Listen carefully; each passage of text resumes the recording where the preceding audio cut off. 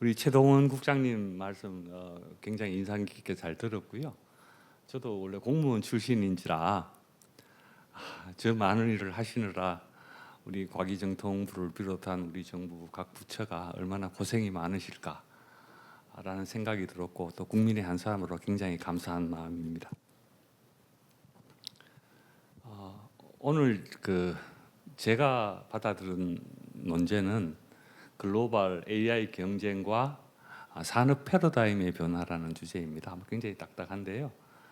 여기에 관해서 제가 주어진 시간 동안 소박하지만 제가 정부에서 총리실 같은 데서 주로 정책 업무를 했었는데 그 경험과 또 지난 한 1년간 오픈AI에서 일하면서 배운 점들을 중심으로 말씀을 드리겠습니다. 한 가지 고백하자면 이 슬라이드를 준비를 하면서 제가 오픈AI 직원인가 한국 정부 공무원인가 아이덴티티가 계속 좀 헷갈리긴 했었습니다.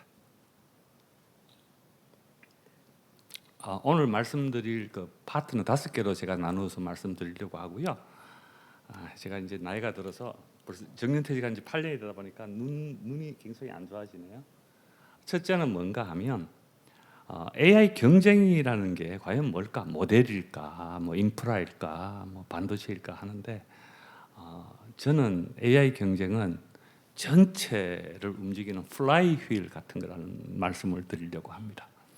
두 번째는 AI가 어떤 중요한 옛날에 아주 뛰어난 소프트웨어 같은 툴이 아니라 정부나 산업계 전체를 움직이는 그 오퍼레이팅 레이어라 그럴까요? 하나의 어떤 전체를 움직이는 OS 같은 역할을 하고 있다. 그리고 세 번째는 AI를 쓰는 성공적인 기업, 성공적인 국가가 되기 위해서는 실제로 우리가 쓸 수 있는 가용한 AI 자원과 실제로 기업이나 개인이나 정부가 사용하는 실제 사용 간의 그 격차가 있는데 그 격차를 줄이자라는 말씀을 드리려고 하고요. 또 전략적으로는 아까 최 국장님 말씀하신 것처럼 우리 KAI, 소브린 AI를 한국 정부가 굉장히 의지를 가지고 추진하고 계세요. 그것과 함께 또 글로벌 진출, 결국은 AI 마켓은 전 세계에 있지 않습니까? 그래서 글로벌 진출을 위한 프론티어 글로벌 협력도 중요하다라는 말씀을 드리고, 네 번째는 AI 성능이 굉장히 높아지는데 이 AI가 자칫하면 악용될 수가 있습니다. 그래서 이 세이프티의 문제와 사이버 시큐리티에 관한 어떤 보건력 같은 것에 대해서 말씀을 드리고, 끝으로는 AI가 발전하고 뭐 생산성이 높아지고 하더라도 이게 결국은 사회적으로 어떻게 이것이 받아들여지느냐, 사회적 정당성을 가지느냐, 사회가 어떻게 바뀌어야 되느냐 하는 사회적 준비에 관해서 말씀을 드리겠습니다. 먼저 그 전체 플라이 휠에 대해서 말씀을 드릴게요. 뭐 AI는 우선 모델이 가장 먼저 눈에 띄긴 합니다만 사실 모델 외에도 그 모델이 돌아갈 수 있는 컴퓨트 capacity, 하드웨어, 인프라스트럭처 이런 것들이 다 중요하겠죠. 그다음에 이제 모델 케이퍼빌리티가 중요할 거고요. 그다음에 그것이 훌륭한 생산적 도구로 이제 바뀌어야 될 거고요. 그러고 나면 그것들이 기업이나 정부의 운영 과정에 워크플로우로 자연스럽게 녹아 들어가야 된다고 봅니다. 그러고 나서 이제 거기에 생긴 경제적 창출을 가지고 수요가 늘어날수록 또 다른 컴퓨터를 보강해 나가야 되는 그런 것들이 되어야 될 것이라고 봅니다. 여기에서는 뭐 아까 우리 최 국장 말씀하신 것처럼 지금 우리 한국 정부가 우리 회사를 비롯해서 많은 글로벌 기업들과 협력을 파트너십을 추진하고 계시잖아요. 그 자체적으로 아까 우리 유재명 차관님께서 9.9조 원 얘기를 하셨는데 그런 적극적인 투자도 매우 중요하다고 생각을 합니다.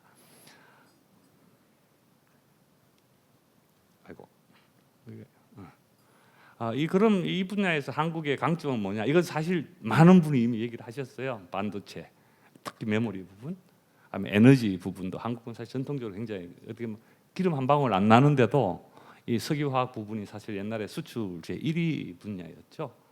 그다음에 클라우드 같은 것들도 한국은 IT 뭐라 그럴까 이게 파운데이션이 잘 깔려 있고요.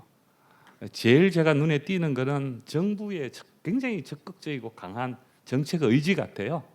아시겠지만 얼마 전에 그 과기정통부를 중심으로 해서 전체 정부 정책을 조정하는 국가 AI 전략위원회에서 국가 AI 액션 플랜을 발표를 했습니다. 저도 상당히 길고 복잡한데 저도 하는 일이 AI인지라 잠시 읽어서 한번 읽어봤는데 굉장히 치밀하고 공을 많이 들은 계획으로 보였습니다. 2026년부터 28년간에 여기에 있는 계획들이 원래 청사진처럼 잘 꾸며진다면 한국에는 큰 기회가 될 것으로 봅니다. 다음은 산업과 정부 분야에서의 그 오퍼레이팅 레이어로서 이 AI가 하나의 워크플로우 녹아들어야 된다는 부분을 말씀을 좀 드릴게요. 우선 이게 큰 변화는 AI 툴이 아니라고 봅니다. 결국은 개인이나 기업이나 정부가 일을 할 때 기존에 해오던 워크플로우를 어떻게 새로 리디자인할 거냐 하는 것이 가장 중요하다고 생각을 하고요. 그러기 위해서는 굉장히 새로운 띵킹이 필요한 것 같아요. 기존의 툴에 익숙해 가지고 보시기보다 새로운 그걸 가지고 우리에게 AI라는 거대한 테크놀로지가 있는데 이걸 가지고 할 수 있는 우리의 니즈, 필요가 뭘까? 그리고 우리에 관한 그 AI 툴들을 어떻게 크리스탈라이즈를 할까? 그리고 그걸 어떻게 하나의 시스템으로 통합을 할까? 그러고 나서 관련된 직원들이나 공무원들을 온보딩 시키고 트레인을 시킬까? 그리고 나서는 이제 돌아갈 때 모니터링을 하고 그 다음에 따라서 필요하면 최적화도 해나가는 이런 것들이 매우 중요할 것 같고요. 그렇게 되면 이게 리피터블 워크플로우로 바뀌게 될 것이고 그 과정에서는 도메인 엑스퍼티스, 그러니까 영역별 전문성이 굉장히 중요할 거고 AI가 소화하고 활용하는 데이터의 신뢰성이 중요할 것입니다. 그래야지 이게 사실은 진짜 가치를 낳을 수 있겠죠. 여기 뭐 이미 말씀드린 거긴 한데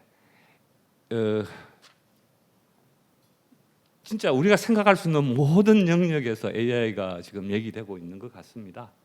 뭐 제조부터 IT, 에너지, 뭐 교육, 뭐 파이낸스, 금융 쪽은 특히 좀 예민한 쪽이죠.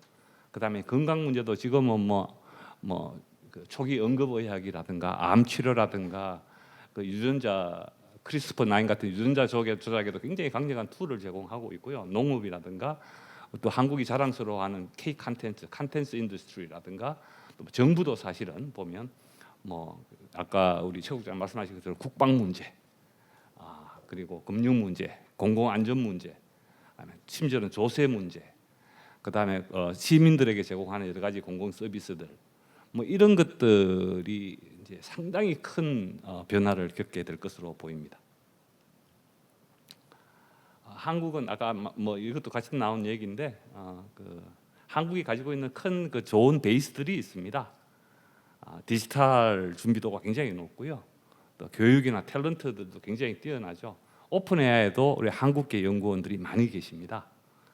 그리고 정부의 강력한 정책 의지가 있고 이미 우리가 갖추고 있는 제조 기반이 있습니다. 이거를 하나로 묶어낼 때 우리가 AI G3 세계 AI 3대 강국 중에 하나로 발돋움할 수 있다고 저도 생각을 합니다. 이제 세 번째 파트로 저희가 얼마 전에 그 엔딩 그 Capability Overhang이라는 그 리포트를 냈어요. 결국은 뭔가하면 이렇게 인프라가 있고 컴퓨터가 있고 이런 모델들이 있는데 실제로 사람들은 아직 그냥 챗만 하는 수단으로 쓰고 있다. 이게 전부 그 역량을 사용하는 게 아니니까 가용 역량과 사용 역량을 그 간극을 줄이자라는 그 중요한 그겁니다. 여기에 대해서 이제 말씀을 좀 드리면 진짜 갭은 뭐 AI가 뭘 할 수 있지 하는 거하고 그리고 얼마나 깊게 사람들이 그걸 사용하고 있지 얼마나 넓게 적용되고 있지 이 두 가지 질문으로 귀착이 된다고 봅니다. 밑에 이제 보면 실제로 우리가 흔히 얘기하는 파워 유저들을 보면 단순히 채팅해서 오늘 날씨가 어때 어디 여행 가려고 하는데 뭐 이런 계획 좀 짜줄래 쇼핑 해줄래 뭐 이런 얘기들을 하는데 그보다 더 깊은 그 thinking capabilities. 뭐 챗GPT 같은 거 보면 thinking 모드가 있거든요. 파워 유저들은 보통 사람보다 7배의 그 thinking capability를 사용을 하고 있고요.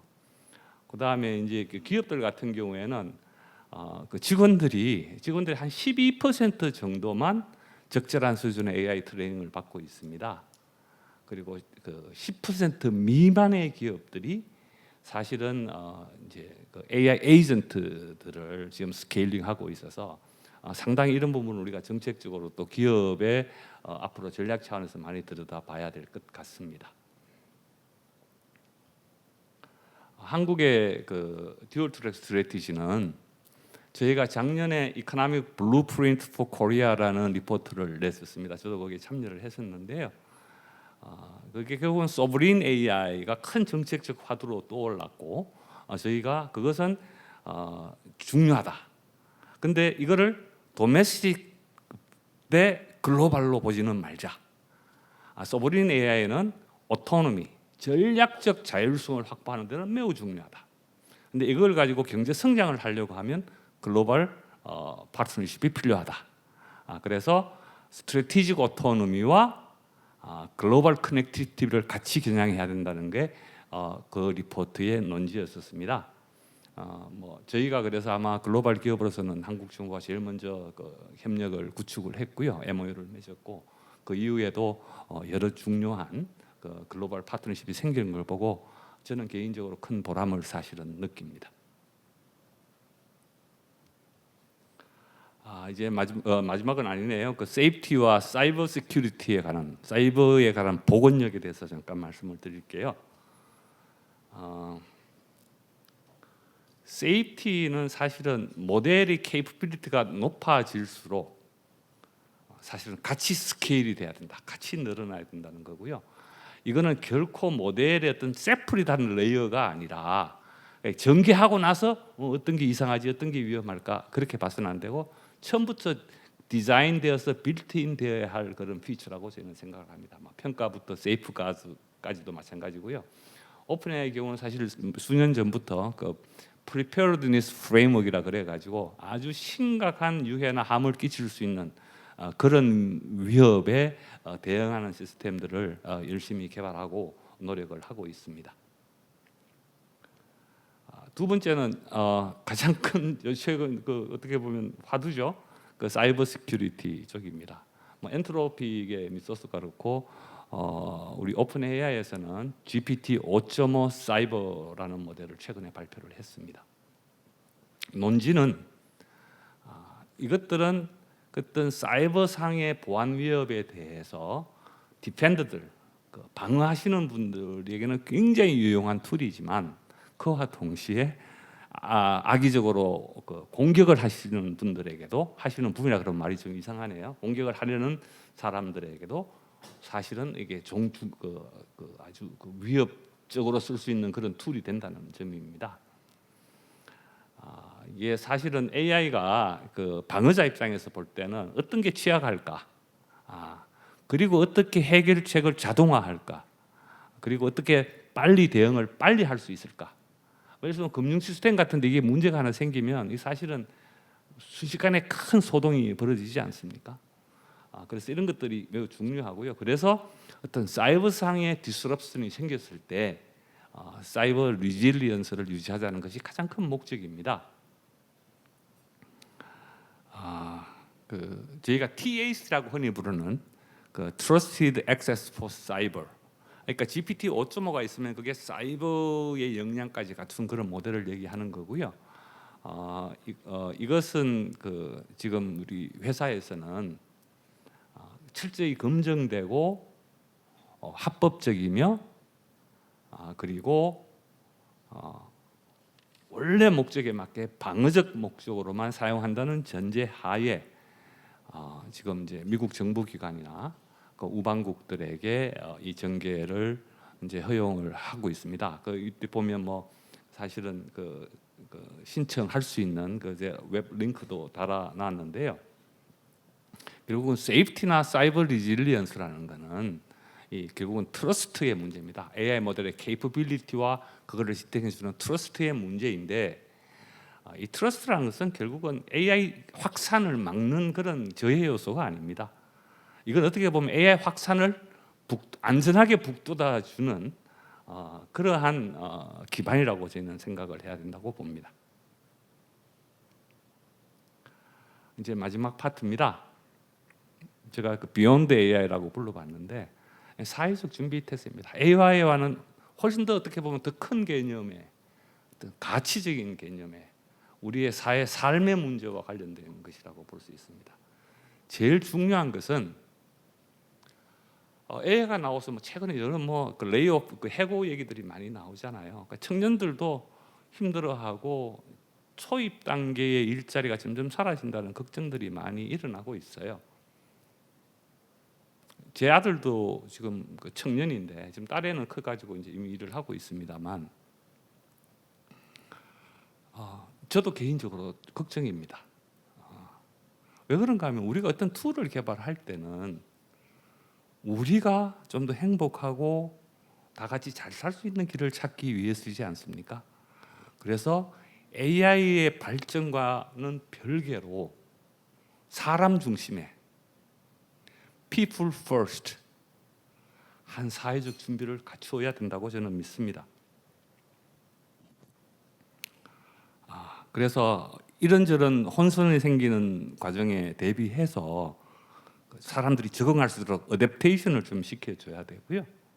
그다음에 그분들이 거기서 AI가 없던 시절보다 좌절할 것이 아니라 AI를 가지고 더 일을 잘할 수 있도록 empowerment, 역량을 부여를 해주셔야 되고, 그 과정에서 AI라는 툴은 워낙 강력하니까 한 소수에게 힘이나 권력이 집중될 게 아니라 민주적으로 그런 민주적인 가버넌스가 돼야 된다. 그리고 거기서 생기는 어떤 이익이나 혜택이나 이런 프로스페리티가 있으면 이것들이 사람들에게 오히려 잘 이렇게 돌려져 나누어질 수 있도록 해야 된다. 그리고 이런 것들이 계속 안정적으로 돌아갈 수 있는 보건력도 같이 갖추게 하자라는 것이 매우 중요합니다. 이 과정에서 중심은 언제나 people, 사람이 되어야 한다. 사실 불과 얼마 전이에요. 그 오픈 AI에서 Industrial Policy in the Intelligence Age라 그래가지고 이게 지능 시대의 산업 정책은 어떻게 바꿔야 될까라는 그 굉장히 큰 화두의 페이퍼를 냈습니다. 우리 회사 페이퍼고 해서 저도 좀 꼼꼼히 읽어봤는데 읽어본 결과는 사실은 산업 정책을 훨씬 뛰어넘는 거였어요. 기본적으로 논제는 뭔가 하면 AI를 통해서 오픈 이코노미를 만들자, 개방된 경제를 만들자, 그 다음에 보건력 있는 사회를 만들자, 이 두 개고요. 이 각각에 대해서 모두 합쳐서 20개의 아이디어를 여기서 그 화두로 던져 놓았습니다. 예를 들면 그 오픈 이코노미를 위해서는 AI가 전개되는 과정에서 일하는 분들의 목소리가 반영돼야 된다. 그 다음에 모든 사람들이 AI에 대한 접근권, Rights to AI를 가져야 된다. 그리고 거기서 생기는 혜택을 가지고 우리가 공공부우 펀드, 퍼블릭 웰스 펀드 같은 것들도 만들어서 잘 사용해 보면 어떨까? 전기 같은 경우에도 그리드 익스펜션을 현명하게 하자. 등등 있고요. 이 리질리언트 소사이티를 위해 가지고는 세이프티의 문제, AI 트러스트 스택, 그 다음에 이제 어떻게 보면 그 기업의 질서, corporate governance, 그 다음에 정부의 사용, 이런 것들이 매우 중요하다. 그리고 마지막으로는 이게 개인 간에도 문제지만 국가 간에도 격차가 크게 벌어지잖아요. 그리고 국가 간에 있는 격차들은 또 다른 룰들은 혼선을 많이 초래할 겁니다. 그래서 어떤 국제적인 AI 코디네이션 네트워크를 만들고 거기서 우리 모두가 함께 공존할 수 있는 부분을 고민해보자. 여기서 정확한 답들을 다 내고 있지는 않습니다. 다만 이런 것들을 우리가 논의해봐야 될 때라고 제시하고 있고, 제가 알기로는 과기정통부에서 아마 지난달 말이죠, 4월 하순이었던 것 같은데 AI 사회 정책 포럼이란 것을 출범을 했습니다. 그게 거의 같은 논지여서 또 매우 기쁘고 반가웠었습니다. 한국의 모두의 AI, 그다음에 AI 기본 사회 이런 것들은 저희가 제시한 People First 아젠다와 거의 맥을 같이 한다고 생각을 합니다. 21초가 남았네요. 그래도 다행히 제가 시간을 거의 맞춘 것 같습니다.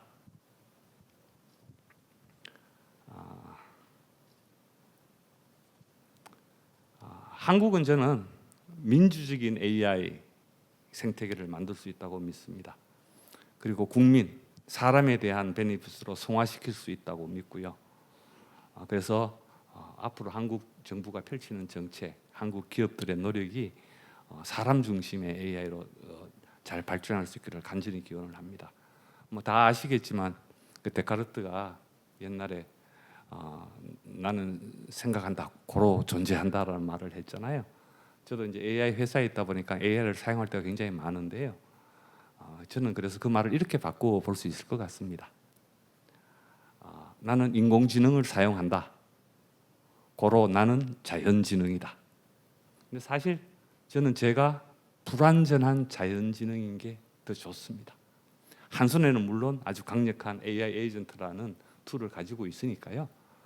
그리고 어떻게 보면 뭐 저는 사실 인생을 거의 다 살았습니다만 청년분들이나 직장인들 혹은 연세 있으신 분들까지도 포함해서